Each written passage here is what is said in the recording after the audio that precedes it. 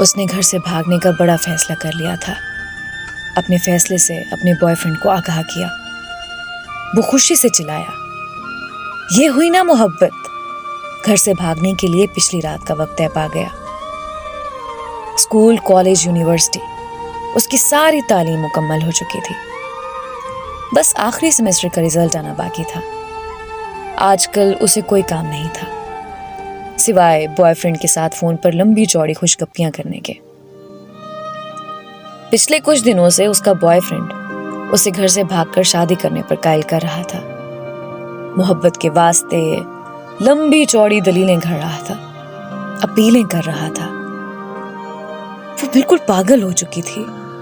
ویسے بھی تو ماں باپ نے میری شادی ہی کرنی ہے، تب بھی تو مجھے گھر ہی چھوڑنا ہے۔ ویسے بھی اب میں میچور ہوں، اعلیٰ تعلیم یافتہ ہوں، عاقلہ بالغہ ہوں، اپنے فیصلے خود کر سکتی ہوں۔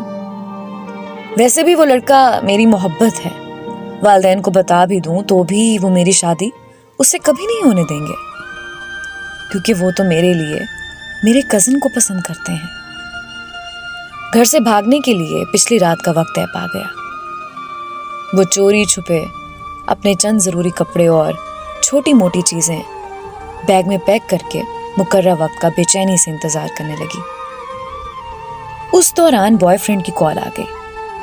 کہنے لگا ماں نے کوئی زیور شیور بھی بنایا ہوگا، وہ بھی ہاتھ میں کر لو، مشکل وقت میں کام آئے گا۔ اچھا، کچھ کرتی ہوں۔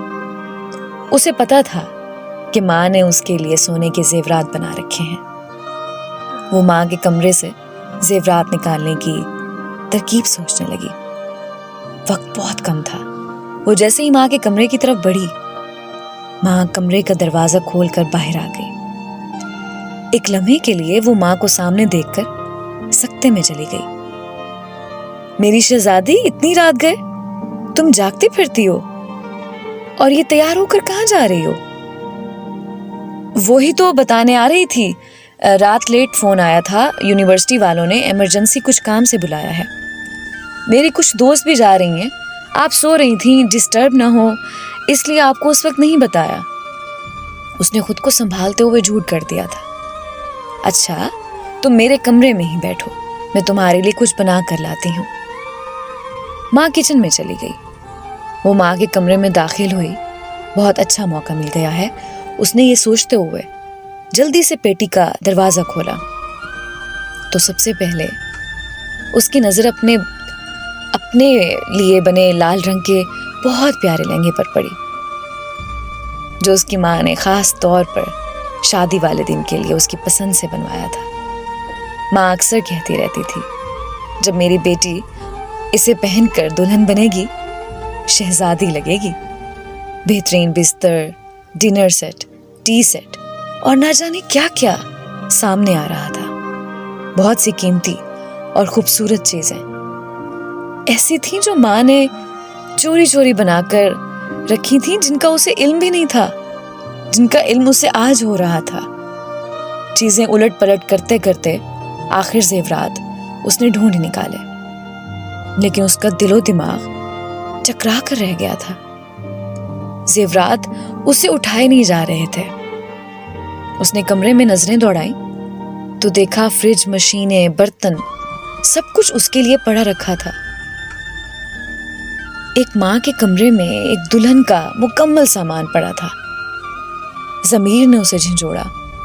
وہ سوچوں میں گم گئی۔ ماں کی کوکھ سے جنم لینے سے لے کر اب تک ماں باپ نے میرے لیے کیا نہیں کیا۔ کھانا پینا، پہناوا، پڑھائی لکھائی، چھوٹی بڑی سب خواہشات اپنا خون پسینہ ایک کر کے سب ادھورا پورا کیا۔ میرے اگلے گھر کا سامان تک بنا دیا، اور میں بے فیض بے وفا کیا کرنے جا رہی ہوں؟ مار کر اپنے ماں باپ کو خود ہی مرنے جا رہی ہوں۔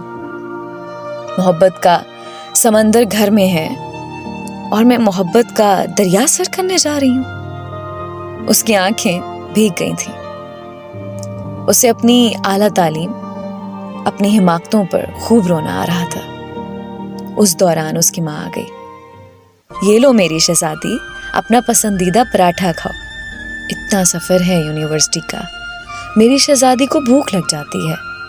ویسے بھی آخری دفعہ یونیورسٹی جا رہی ہو، اسکول سے لے کر کالج یونیورسٹی تک تیری ماں نے آج تک تجھے بغیر ناشتے کے نہیں بھیجا۔ آج اگر تو بغیر ناشتے کے چلی جاتی تو تیری ماں کو مرتے دم تک اس بات کا دکھ رہتا۔ ماں کی بات سن کر بے اختیار وہ ماں کے گلے لگ کر پھوٹ پھوٹ کر رونے لگی۔ ماں نے ماتھا چوم کر آنسو صاف کرتے ہوئے پوچھا، میری شہزادی کیوں رو رہی ہے؟ وہ نظریں چراتے ہوئے کہنے لگی، ماں مجھ سے کتنی محبت کرتی ہو نا، یہ بھی کوئی بات ہوئی؟ اب ماں سے بڑھ کر بھی بھلا کوئی محبت کر سکتا ہے؟ اس دوران اس کے موبائل کی گھنٹی بار بار بجنے لگی۔ اس نے کال کاٹتے ہوئے میسج لکھا، سوری میں نہیں آ سکتی اور کبھی نہیں آ سکتی، کیونکہ مجھے میری محبت میرے گھر سے ہی مل گئی ہے۔ یہ جو ماں کی محبت ہوتی ہے نا، یہ محبتوں کی ماں ہوتی ہے۔ تمہارا دلہن والا لہنگا، تمہارے دولہے والی شیروانی تمہارے گھر میں ہی پڑی ہے، اسے منہ کالا کر کے کورٹ کچہریوں میں پہننے کی بجائے اپنے ماں باپ کے گھر سے ہی پہنا کرو، کیونکہ تم پر ان کا حق ہے جو بالکل برحق ہے۔